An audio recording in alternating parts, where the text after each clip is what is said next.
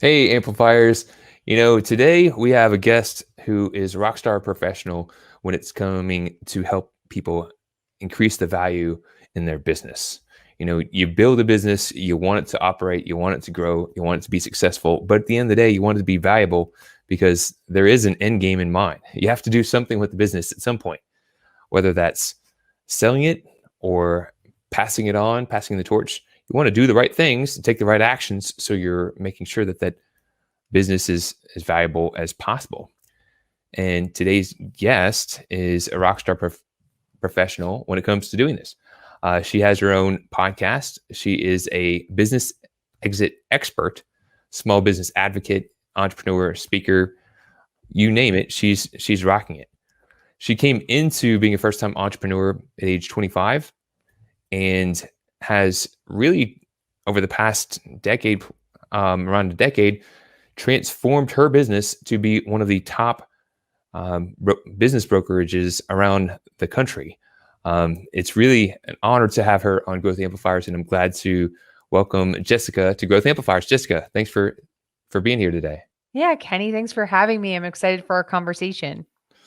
All right, so we kind of set the stage a little bit, talking about the importance of thinking about value.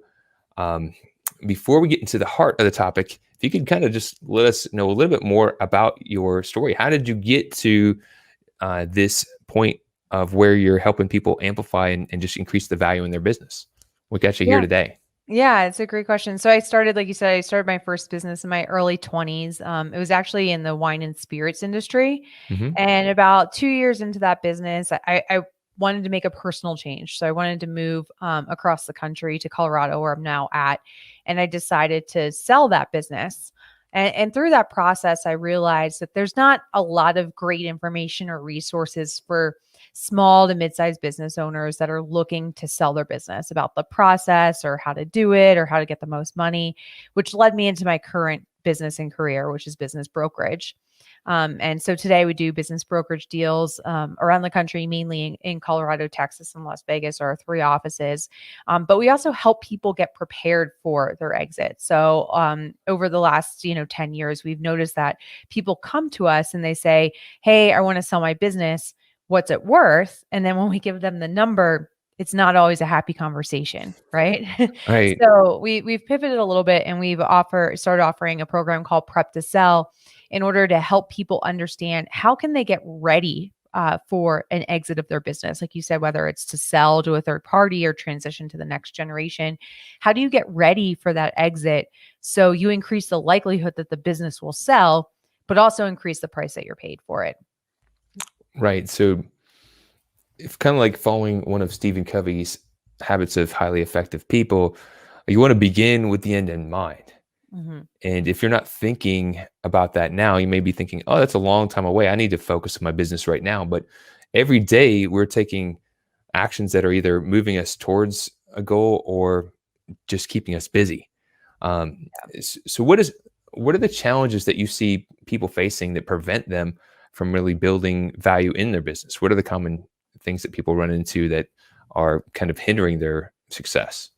Well, it's a great question. And Kenny, kind of like how you teed it up, I think the biggest issue we run into is people don't think about it far in advance. So when we're looking at transactions, 90% of all the people that come to us are selling for a personal reason, not because it was designed in some type of business plan or exit plan. So, my exit was, my impetus was I wanted to move across the country. We see people suffering from burnout. Their employees might leave. There might be health issues. A partner might get relocated or a new job opportunity. And those are really the things that spur selling a business, not the financial or exit plan that was designed.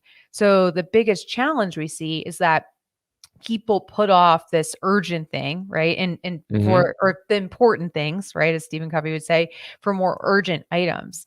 And they sit on this and they're like, oh, I'll think about it next year or I'm 5 years out. Well, to be honest, none of us know when the day is that we're going to have to sell our business. So, my belief is that if you think about your exit and you have options and you design a sellable business at any time, you won't get caught in this, I didn't see this coming. And then you have no time to prepare and you kind of just have to accept whatever offer is on the table. That's pretty huge. You know, Yeah. you think about just life and how you do have different experiences throughout your life that have you maybe shift course that wasn't expected. I know Mhm. for like my father, he didn't have his own business, but he did work for the government as a civil engineer, and then he had a heart attack unexpectedly, and then he was retired. And so like, Yeah. he didn't plan on that. Um, so whether it's something that's good, something that's not so good, or just different, life will happen. So Mhm. might as well, right? Might as Yeah. well start getting into the planning of, let me just make sure that I'm doing the right things in taking the right actions. So if I do need to consider selling, I've already done the homework. I've already crossed my T's and dotted my I's. Sometimes I say that backwards. I know, me too. I'm like, ah. Yeah. But so what are now we kind of discussed, people just aren't thinking about doing this, and they're thinking they're too busy. But I know that that's a a myth. It's really not something that's true, because Mhm. people do have time to work on their business. It's probably the most important thing that they should be doing. What are some things that they could be doing that's relatively easy to kind of work in, that's going to help kind of increase some of the value? What are some of those things that they could be doing? Yeah, I mean, overall, I think the first thing is educating yourself about how business sales work. Hmm. And I think this is good education for all business owners too, because it might introduce you to an opportunity to buy a company or grow through acquisition. But you have to understand how the market works. And there's lots of good information out there, some great books. I mentioned our Prep to Sell course, but one is educate yourself so you Hmm. know how the process works. So you're not going into it blind. The second thing is you need to get your financial house in order. So, no matter what, no matter how we slice it and dice it, all businesses are valued around the financials of a company. And I think some of the things I'm recommending aren't going to be like, they're not going to have you working on different priorities than you would normally have running your business. Like normally you would want to maintain your books and records, right? Hmm. It's the same when you're preparing to sell, but there's some simple things you need to do, making sure that you're running a clean books and records business, not too many personal expenses going through the company, things like that.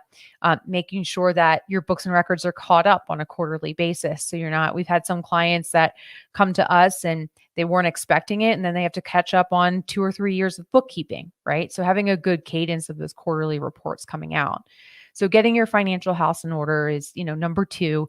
And then the third one is to really focus on getting yourself out of the operator seat. And again, good business practice, right? I'm sure you've talked a lot about this on your show, but a business is more valuable the less work an owner does day to day. So figuring out what are those seats and roles in your company and how many do you occupy? Most business owners occupy 2, 3, 4, 5, and the list goes on.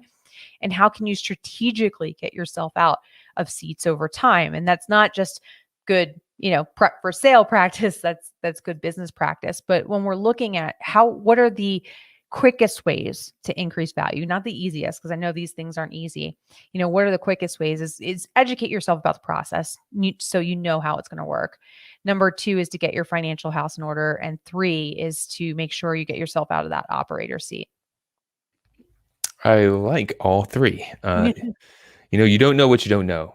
So as soon as you start just knowing what the options are, you can start playing a better hand.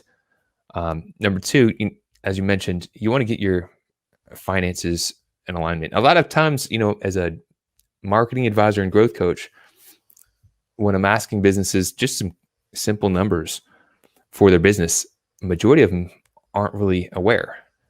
They're not looking at those numbers. And even if you're not looking to sell your business right now, just making sure that you're tuned in to what's happening, because you could be losing in some areas and not even realizing it, or you could have some untapped opportunities and not be taking advantage of them as well.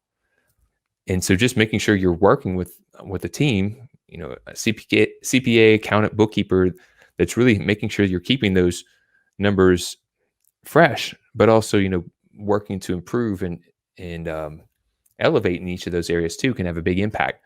So it just really ties into things that, like you were mentioning, people should be doing. Um, and then they can have a plan for, if this happens, here's how we identify it. Mm-hmm. So I like the tips. They make a lot of sense. Thank you. Yeah, like I said, it's not different than you would run your business normally. I think it all starts with that mindset of the business needs to be able to be sold at any time, just in case, right? Now, came across with a gentleman who had a decent amount of revenue in his business, and he was working a lot, like 50 hours a week in the business, and he was trying to sell his business, and he got the value back, right? And he was like, it wasn't good at all. Basically, you could barely even sell it for any sort of money because it was a job, right? Right. So if you're working in the business, as you mentioned, as the number 3, you could find out that you built something. You could have spent a decade or decades building something, and then you get to the end when you need to make that transition, and because you haven't taken the time in advance, you're getting the rude awakening of you didn't set it up right. So Right. if, as people kind of know these things, what are some smaller things that they might be able to do to start getting into the transition? Because like you mentioned before, there's knowing it, and then there's getting it into action. Yeah. I think really it's focusing on that, moving from an operator to an owner. And so when we look at a business that's an owner-based business, meaning the Mm-hmm. owner is not working day to day, we call it absentee owner businesses and business brokerage. And Mm-hmm. it immediately allows us to charge 0.5 to 2 times more on the multiple of earnings. So it's a significant change, right? So I Mm-hmm. think that's the one to start to focus on. And it's also the one that takes the longest time. Let's be honest. Like if you have 5 roles in your company, you can't just snap your fingers and you're out of them tomorrow, right? Mm-hmm. So one of the things I like to do is with our clients is to sketch out, what does the org chart or the accountability chart look like in your business? And most businesses have similar roles: sales, marketing, accounting, and then who is ultimately responsible for each of those roles. Once you do that, you want to, and I mentioned this, strategically get yourself out of some of those roles. And if you're you're trying to prepare for sale, the roles you want to address first are going to be the riskiest to the buyer. And usually that relates to revenue and customers. So one of the buyer's big fears is if they buy your business, the customers will go away after you do because the customers are doing business with you and not the company. So some of those roles you want to focus on first is sales, marketing, customer service, trying to get yourself out of the full responsibility for that role. And that could look like, maybe to start, it's just hiring a part-timer or a freelancer, not necessarily a full-time role if you can't afford it, but making progress throughout the process of it. I like that. A lot of the types of businesses that I work with are other business professionals, business service professionals, or advisors. Just recently hosted a mastermind for business advisors, and one of the professionals that came in, she's a CPA, and she's kind of maxed out, right? She's working in the business, and she feels like she can't hire on a full-time person. Just Mhm. the management plus the cost, just all that. And we were talking about that. It's like, if you can't take that full leap, even just getting it started, Yeah. hiring that virtual assistant, hiring a helper, getting an intern, and even if it's just a few hours in that week, but then you could build upon that. But if you never start taking those steps, then you're going to be in that same spot. So just start building the momentum, right? Yeah. And getting things moving along. And the other thing I wanted to clap my hands for is you've done something else that's something we advocate for as well, is kind of productizing your knowledge and expertise into a way that can extract you from being able to help out more people. And I'm referring to exit factor Mhm. and just some of the things you're doing there. So maybe shine a light in that area for maybe those business professionals, that a business attorney or CPA or a marketing advisor who is working with their proprietary knowledge in their minds, how they can start taking that step. Yeah. Yeah. It's a great point. It's actually something we address in our business valuation stuff too, is like, how can you productize your service, right? Hmm. And we talk about like creating a product of your service based company or a service of your product based company. So you dip your toes in both markets. But how I did it is I realized we were doing a lot of one-to-one coaching, and anything that can be done one-to-one can also be done one-to-many. Mm. It's just figuring out the right venue for it. So we surveyed a lot of our clients and found that we could go just straight online course, and like online courses are really popular right now, but the personal expertise is really important to our clients too. So what we came up with is a group coaching format where we have the online course that's the background resource, but then we also have small group coaching groups of like 5 or less business owners, and we meet one time a month. So that way I'm serving one to many instead of one to one in consulting arrangements. It also allows me to drop my price point to my customers, right? So I think in every business, you can think if you're doing some type of service, right? And you're Hmm. delivering that service one to one, there's a way to deliver it one to many. And you just need to talk to your customers and figure out what's going to be the best method of delivery for them. Online courses won't work for everybody, group coaching won't work for everybody, but there's some type of product there. See a little thumbs up going up, but that I think that's a great point, because there are a lot of courses, but it's not what people know. It's the actions they take, and more importantly, the results that they get.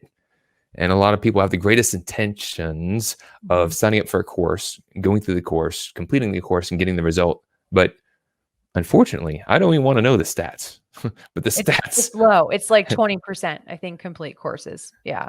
Yeah, and it's then low. continue on and get the result from it, right? Yeah. Um, so they do have value and they can work. But when you're in working with either a professional or in a group, you can really get a different sense of accountability, and you kind of being a part of that can really help make sure that you're following in line. It could be really powerful. So it's kind of like combining the two could be a really great solution.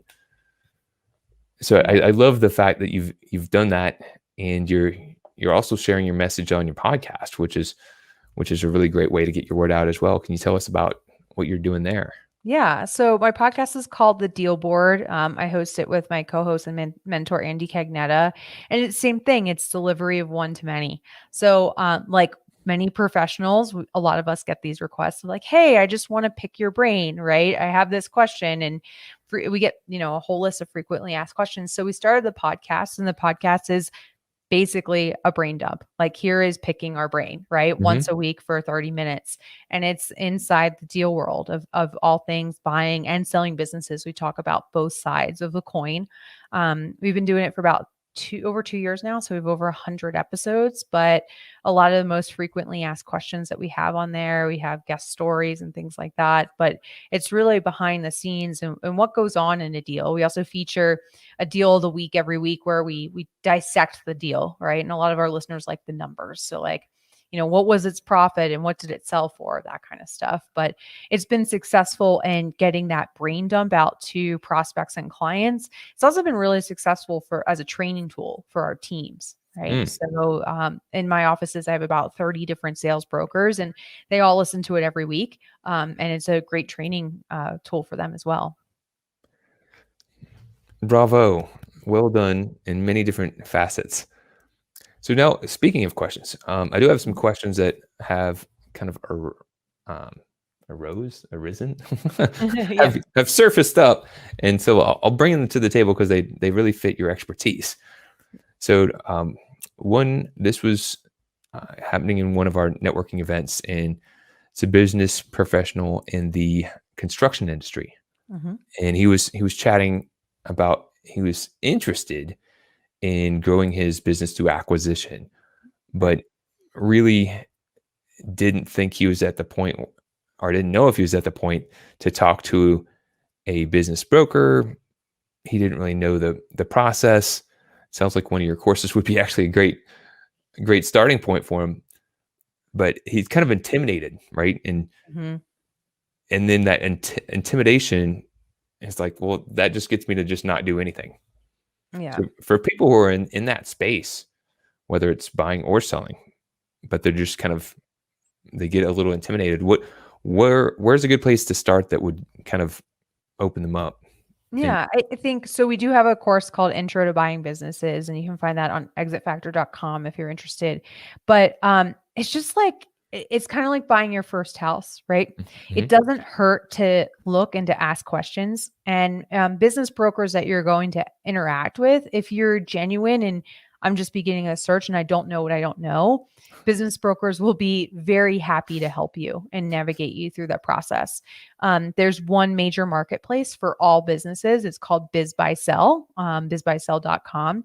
And you can start looking for businesses and you can see how are they valued and why are they that way. And you can actually inquire right there on the website and be connected with a business broker. And same thing, if you're very open and saying, I don't know what I don't know, but I do know I want to pursue growth through acquisition, they will help you through the process.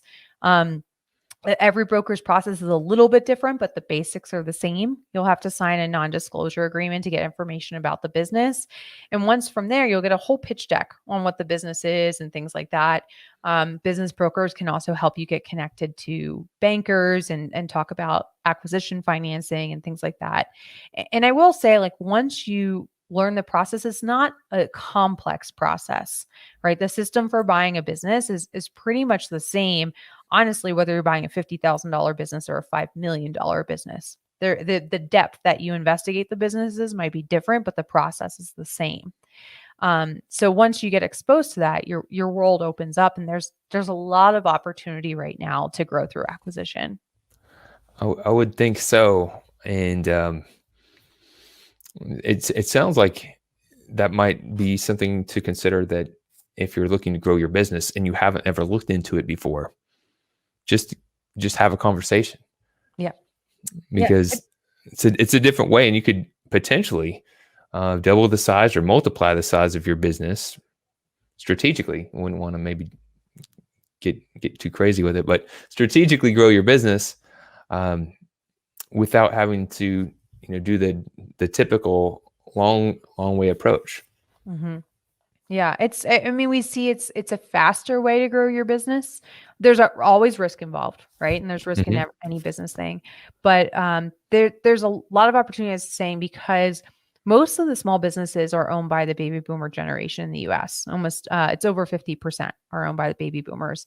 And as they're approaching retirement, there's going to be a glut of businesses on the market. So there's going to be a lot of opportunities. Some of these businesses, especially if you're not looking for something perfect, and no business is perfect, Hmm. but if you're willing to take on like a fixer upper or things like that, you can get them for a pretty reasonable value. And then as you fold that in or merge it into your company becomes immediately more valuable because your earnings go up, your customers go up, your team size goes up. And I try not to oversimplify this because it's not an easy thing to do, and it does take work. Hmm. But it can happen, like you said, very quickly. Like literally overnight, your business could be 50% bigger just through an acquisition. I've seen some companies, and seen their growth story, and I inquired, like, how in the heck did you build this in this short time?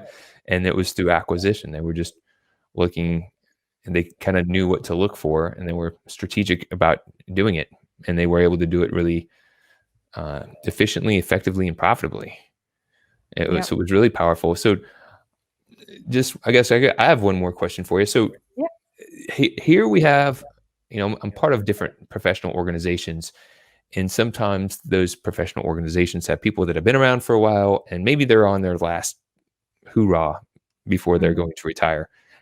And I get a sense that they really didn't plan on an exit plan.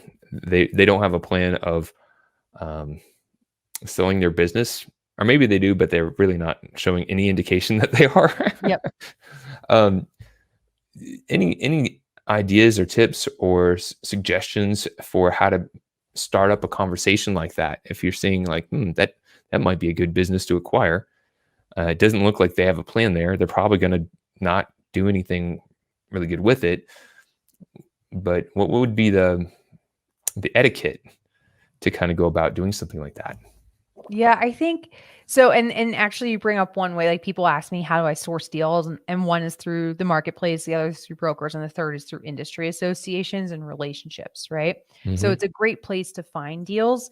I think it starts with the relationship. Right. You can't Hmm. walk into a new industry association and just randomly walk up to people and be like, "Will you sell me your business?"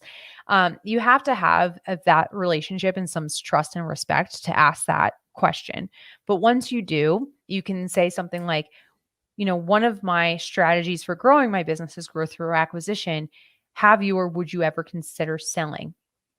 And that's just the opening. And at that Hmm. point, especially for people who haven't considered it yet, or are like in the process in their minds of wrapping their mind around this, you have to be patient, right? So these are not deals that happen quickly.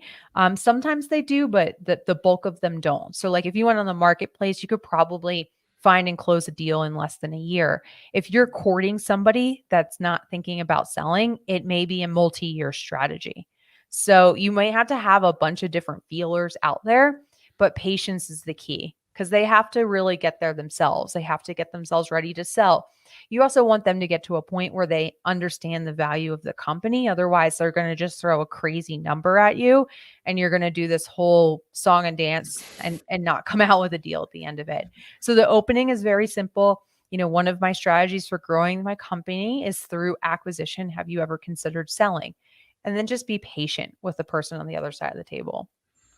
So would somebody who says, I really haven't thought about that, but maybe it's something I should consider, would probably be a good person to say, hey, maybe there's the resource that Jessica has that you might want to check out. So even if you're not looking to do this right now, this may be something that you might want to be considering so that you can get the best bang for your buck or something of that nature. Yeah, yeah, the best value for the business. Thanks for the tee up too, Kenny. Actually, I do. So I have a weekly newsletter that I send out for both buyers and sellers. If you go to exitfactor.com/tips, Hmm. it's one simple executable tip on how to increase the value of your business if you're thinking about selling or if you're thinking about buying, like some of these tips we just talked about. One simple, easy to execute way to buy a business and grow through acquisition. So yeah, you could, if you're having a conversation, you can refer people to that, or you can just ask the person like, do you have any advisors that you're surrounded with that you've already had this conversation with? Because you do want them to have some sort of advice. That way they have a reasonable expectation of what the business is worth. And just, the most popular answer I get two most popular answers. Like, what do you think your company's worth? And it's either a million or 10 million. Everybody thinks that that's what their company's worth. So, and not every company's worth those round numbers, right? So the advice is helpful at times. And I would, just say that I had a gentleman who, he's running a pretty decent business, but I know kind of how it's set up and the details. And he was kind of trying to court me to buy his business. And I'm just looking at it going, no, the way you've got it set up right now, seems like a nightmare. Um, and so that would be another idea of like somebody who needs to get their ducks in a row so that they can get the best return on investment.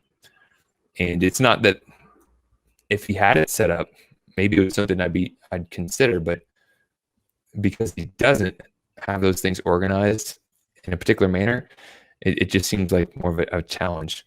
So I'm glad I didn't mention his name. Yeah, yeah, definitely keep that confidential. So if people want to learn more about you, uh, where would they go and what could they do? Yeah. So as you mentioned before, most of our resources are at my website, exitfactor.com. And to get that newsletter, it's just /tips. And if you want to learn more about me, about my speaking and things like that, you can visit my website, jessicafialkovich.com. And all my handles on social media are Jessica Fialkovich as well. All right. So I'm putting that out on the chat. We did have a question come in from Nancy Coughlin. Do you provide loans for business acquisition? No, we do not provide business acquisition loans. We do have a large partner network that provides loans for business acquisitions. Almost every bank in the US has some type of business lending program. But Nancy, if you want to reach out to me, I have some great referral partners I'm happy to introduce you to. And thank you, Nancy, for tuning in and for asking question. And I think that's a great point. Just to remember that we all have a network, and to try to make sure that we connect the dots. So I need to be more mindful of asking more questions to the people that I'm connecting with, so I can make more introductions. Jessica, you shared a great amount of information here today, but I would ask you if you could share one more piece of advice, just thinking about people who are on their journey now, that, sharing a piece of advice that you've learned on your journey that was really helpful to you, that someone else may benefit from hearing today. So whenever I'm asked this question, one of my friends told me a long time ago that you can't make all the mistakes in business on your own, and you need to learn from others. And so that's always my biggest piece of advice, is to make sure you're connecting with your community, listening to shows like this, learning mistakes and tips and tricks from other people, and that'll fast track your way to success. Excellent. I like it. Learn from the greats on what to do's, but also what not to do's. Save yourself some time, accelerate your progress. Jessica, thank you so much for tuning in, for sharing and contributing. If you're catching this on the replay, if you have questions, make sure to reach out to Jessica. If you have questions for Growth Amplifiers, please let us know as well. We'll include them in upcoming shows. All right. Well, thank you, and we'll catch you on the rerun. All right. Thank you all so much. To show your support, take a moment to amplify this message by sharing it online. To connect with me or gain more business growth insights, visit www.growthamplifiers.com. Thank you for your support.